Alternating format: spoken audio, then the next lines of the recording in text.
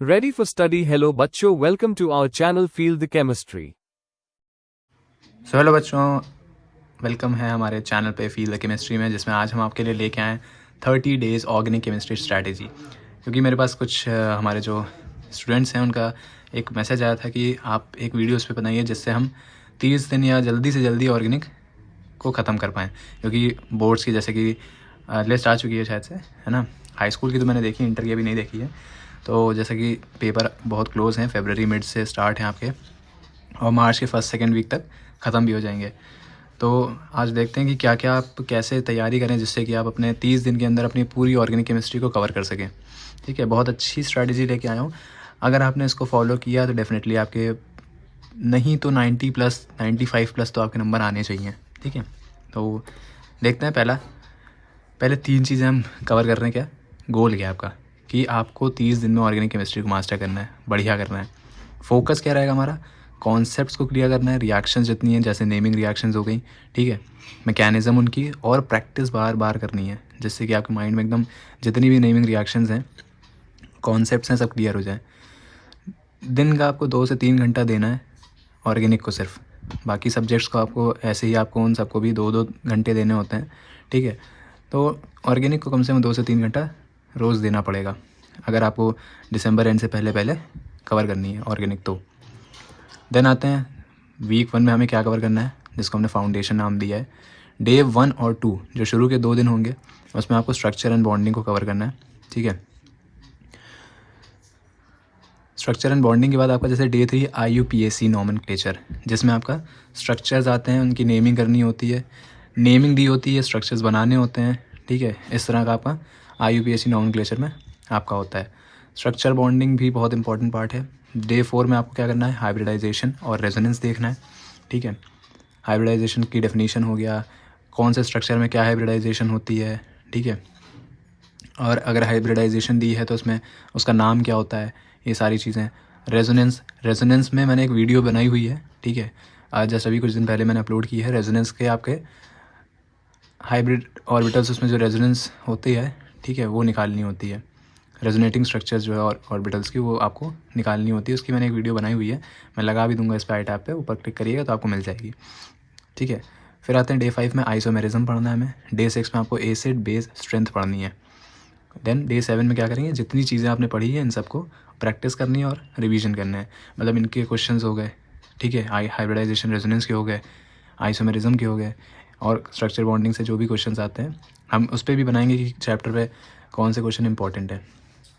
ठीक है, तो ये सारी चीज़ें आपको डे 7 पे प्रैक्टिस और रिवीजन करना है। नेक्स्ट आते हैं हम किस पे, कोर रिएक्शंस। अब रिएक्शंस क्या हैं, आपको पता है कि रिएक्शंस आपके haloalkanes, haloarenes, alcohol, phenol, ether, ठीक है, इन सब से पूछी जाती हैं। फिर आपको electrophilic addition substitution, nucleophilic addition substitution, ये सारी SN1 SN2 रिएक्शन, ये सारी पूछी जाती हैं। तो डे 8 पे आपको एल्केन्स और उनकी फ्री रेडिकल सब्स्टिट्यूशन जो रिएक्शंस होती हैं वो कवर करनी है। डे 9 में एल्कीन्स की E1 E2 एडिशन। डे 10 पे आपको एल्काइंस की जितनी रिएक्शंस है, मैंने हेलो एल्केन्स नहीं, हेलो एल्केन्स अभी नहीं, हाइड्रोकार्बन में पूरी मैंने डाली हुई है, जिसमें कुछ नेमिंग रिएक्शंस आपको मिल भी जाएंगी।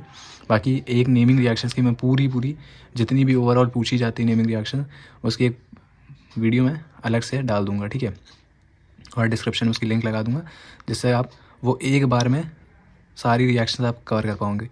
एकदम अच्छे से टिप्स एंड ट्रिक्स के साथ बताऊंगा। नेक्स्ट आता है आपका एल्काइन के बाद डे 11 पे आपका हेलो एल्केन्स में आपको SN1 SN2 रिएक्शंस देखनी है।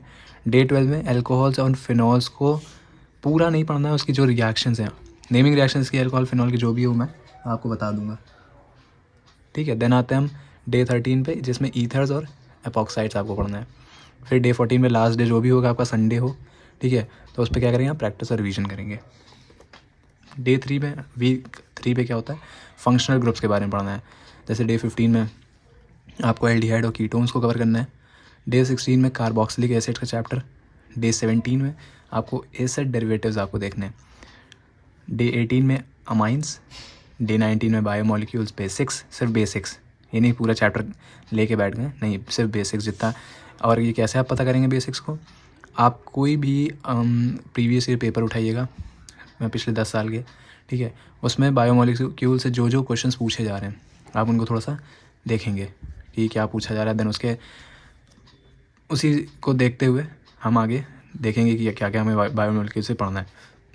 कोशिश करूँगा कि मैं भी इस पर एक वीडियो डाल दूँ कि आपको किस चैप्टर से क्या ज़्यादातर पूछा जा रहा है, ठीक है। अगर इस वीडियो पे आप व्यूज़ आप अच्छे देते हो, आप सपोर्ट करते हो, तो मैं डेफिनेटली डालूँगा जल्दी ही।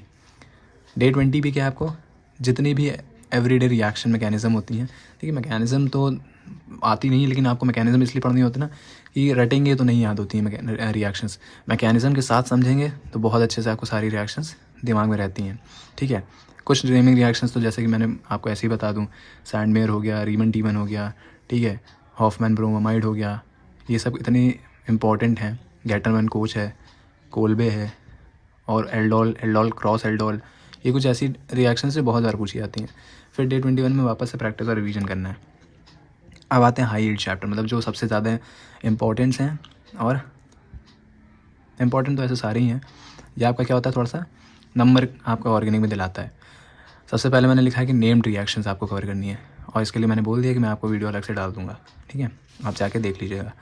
रिएक्शन मैकेनिज़्म समरी, देखिए रिएक्शन मैकेनिज़्म कोई ये नहीं है कि आपको मैकेनिज़्म पढ़नी है, बस इसलिए है जिससे कि आपको याद ना करना पड़े। और मैकेनिज़्म के लिए एक फ़्लो चार्ट का, आप चाहे तो मेरे इंस्टा पेज पे जाके चेक कर लीजिएगा, मैं वहाँ पे अपलोड करूँगा, उसका एक फ़्लो चार्ट बना दूँगा नेमिंग रिएक्शंस का। आप वो फ़्लो चार्ट से तैयारी करिए, कभी भी बैठ करके रट्टा मत मारिए, सिर्फ फ़्लो चार्ट देखिए कि किससे क्या बनता है, क्योंकि आपके में कन्वर्जन्स भी आती है, तो कन्वर्जन के लिए आपको समझ में अगर आ रही हैं मैकेनिज़्म तो ही आप कर पाते हैं, ठीक है। नहीं तो कुछ भी रिएक्टेंट अलग दे देगा, प्रेजेंस आपको याद आ रही कि ये इस रिएक्शन की प्रेजेंस है ना, लेकिन कंपाउंड आपको जो प्रोडक्ट बनाना है रिएक्टेंट वो बदल के दे देगा, ठीक है, क्योंकि हम लोग जो रिएक्शंस पढ़ते हैं नेमिंग रिएक्शंस, उसमें हम लोग जनरल टर्म्स लेके चलते हैं, RX करके लेके चलते हैं, ठीक है, RCHO लेके चलते हैं। वहाँ पे वो R की जगह हो सकता है एरोमेटिक रिंग लगा दे, तो वो सब कन्फ्यूजन देता है। तो उसके लिए आपको अच्छे से रिएक्शन के साथ मैकेनिज़्म पता होनी चाहिए। पॉलीमर केमिस्ट्री बहुत इंपॉर्टेंट है, ठीक है। देन आते हैं प्रैक्टिकल ऑर्गेनिक केमिस्ट्री, ये उतना नहीं है बट तब भी। फिर डे 26 पे क्या है, NCERT साथ ही साथ previous year question papers. Mock test का मतलब मेरा वही है कि आप प्रीवियस ईयर क्वेश्चन पेपर को ही कवर करें, ठीक है। उसके बाद फिर आप जो भी आपने जब कुछ सब कुछ कवर कर लिया तो आप चेक करेंगे कि हम मेरा क्या क्या वीक पड़ रहा है, उसको फिर आप क्या करेंगे और मजबूत करेंगे उस चीज़ को। डे 29 फाइनल रिवीजन होगा, रिवीजन के बाद आप क्या करोगे, डे 13 पे प्रीवियस ईयर जितने भी पेपर्स हैं उन सबको एक बार में सॉल्व करेंगे, ठीक है। तो ये कुछ कॉन्सेप्ट है जिससे आप क्या कर सकते हैं, ऑर्गेनिक में आप अच्छे नंबर ला सकते हो, ठीक है।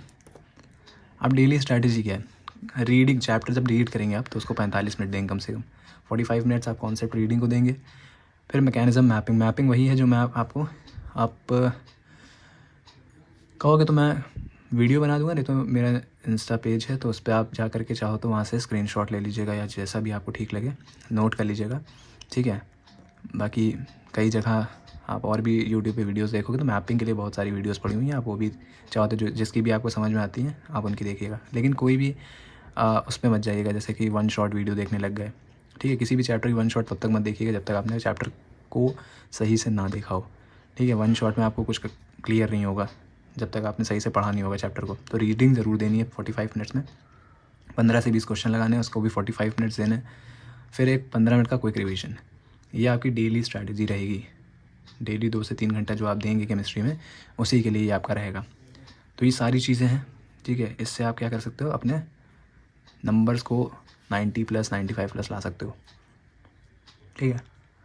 अब क्या चीज़ें देखिए कि आप कैसे याद रखेंगे रिएक्शंस को। तो याद रखने के लिए जैसे कि मैंने बता दिया फ़्लो चार्ट्स होते हैं। फ़्लो चार्ट्स आपके जितने भी चैप्टर्स के हैं, हेलो एल्केन्स के, हेलो एरीन्स के, ठीक है। या मैं कहता हूँ जैसे आपने पढ़ा है कि हेलो एल्केन्स में वुड्स रिएक्शन होती है, फिटिक रिएक्शन होती है, वुड्स फिटिक रिएक्शन होती है, ठीक है, फिंकलस्टीन है। इन सब में अगर आप ध्यान दो, स्वार्ट्ज़ रिएक्शन हो गई, ये सब आपकी हाइड्रोकार्बन्स की हैं कुछ तो, ठीक है।